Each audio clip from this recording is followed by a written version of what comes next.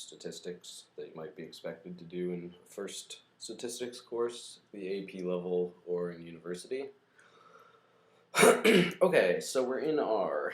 What is R? R is this programming environment, and basically you create objects, which are sort of instances of concepts, and then you collide them and do stuff with them.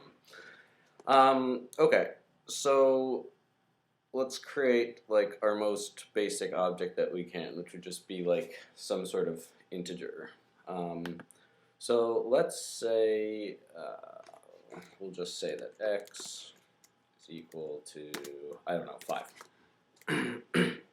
Okay, so now we can call on this integer by name just by asking R. That's one of the cool things about R is it's kind of a question and answer session. I mean, input output, obviously that's sort of what computers are all about, but it's pretty neat because you get, when you're playing around in R, you get sort of feedback on what you're doing. Okay, so we made this guy. Let's make another just integer to object to hammer the point home. So now we've got x and we've got y, and of course we can do things like multiply them or divide them, add them, subtract, like this, all this basic stuff. Okay, so we've got these integer objects. Now, the next thing we want to see is how to make a vector. So in R, the function to do that is it's just like a C followed by parentheses. And the C stands for concatenate. And this is from the Latin con, which means with, and caten, which means chain. So it's like putting the objects within the parentheses into a chain is the idea. So if we had, say, C1, 2, 3, separated by commas, we'd get something like this. Oh, for those of you who don't know, just by pressing up, your up arrow, you can get a list of all of the things that you've done. So that's very, very handy because, for instance, now let's say we've created this vector, but we want to assign it to a variable so that we can refer to it by name. Let's just call it vector. Oops. So my point was that you call it up, and then you can assign it. Okay, something like this. So what happens when we ask for vector? Okay, very nice. Okay, so we've created a data vector. Okay, I guess I'll just show now. There's other ways to do this. There are some shorthands. Like we're gonna make a new vector. We'll call it vector 2. And this is pretty cool. You can put an integer, whatever integer you want, colon, whatever other integer you want, and like the vector it creates will be the entire, is that a sequence or a series? I don't know, but there it is. We've got all these numbers strung together in this vector. Okay, very well. So what might you want to do in statistics once you have, okay, we can think of this as, suppose we had like a set of data, like a bunch of measurements of like 10 people's heights or something. Like what kind of stuff do we do in statistics? Well, okay, well one thing we might want to do, we might want to know how long the vector is, like if it's a sample, like what the sample size is, that's the length of your data vector. So let's say we asked for length of vector 2, okay, predictably, 1 to 29, it's 29 elements. Okay, that's nice. What if we wanted to know the sum?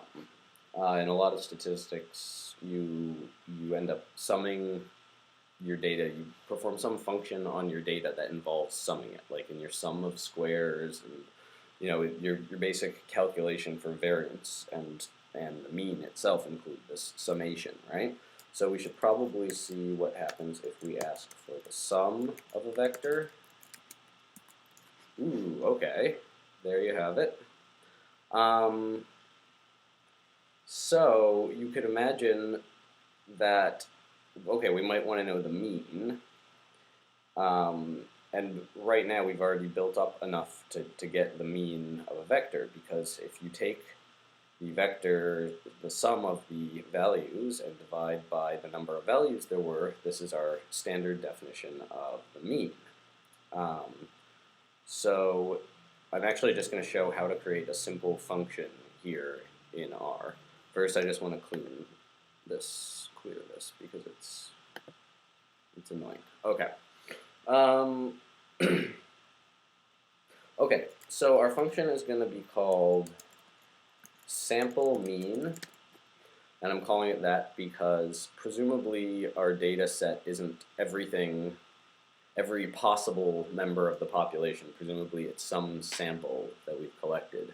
Okay, so sample mean is going to be a function, and the argument of the function we already know is going to be whatever our data vector is. So in general, we can just call that x. Okay. When we're asking for a mean, you're asking to basically crush a vector into a single number. So we know that the output of this function is just going to be a single number. And let's just, so we're going to create sort of a blank, we're going to create a space for it in memory. So let's call it mean is equal to, and we're just going to say it's 1. Now, we know that the sample mean isn't going to be 1, but whatever the sample mean is going to be an integer, and after we do whatever we do to get the sample mean, we're going to assign it into this slot that we've created. So the 1 is just a placeholder, but we create it before we start doing things so that R knows what we're talking about. Okay, so what did we say? We say the mean is. We want mean to be equal to, well, the sum of our data vector divided by the length of our data vector. Okay, and then the last thing we want to do in this simple function is to have this integer that we've created show itself. So we use the print function. Okay, we print the mean. And that's really all we want our function to do. So we close our brackets, and we're good to go. We've created this thing.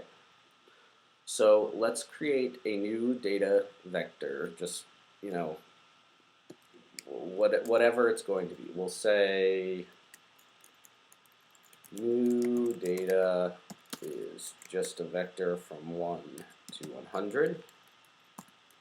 And then what we're going to do is we're going to call on the function that we just created, sample mean.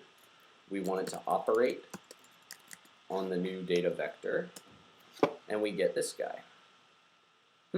So does that seem like a plausible average for the integers from 1 to 100? Yeah, it does. Now, all of this was actually for nothing because R has. Oh, by the way, if you put this little number sign, it just makes it like a comment, so R knows to just skip it over if a line has that. R has many built-in functions. This is a good thing. For example, that looks weird. For example, mean.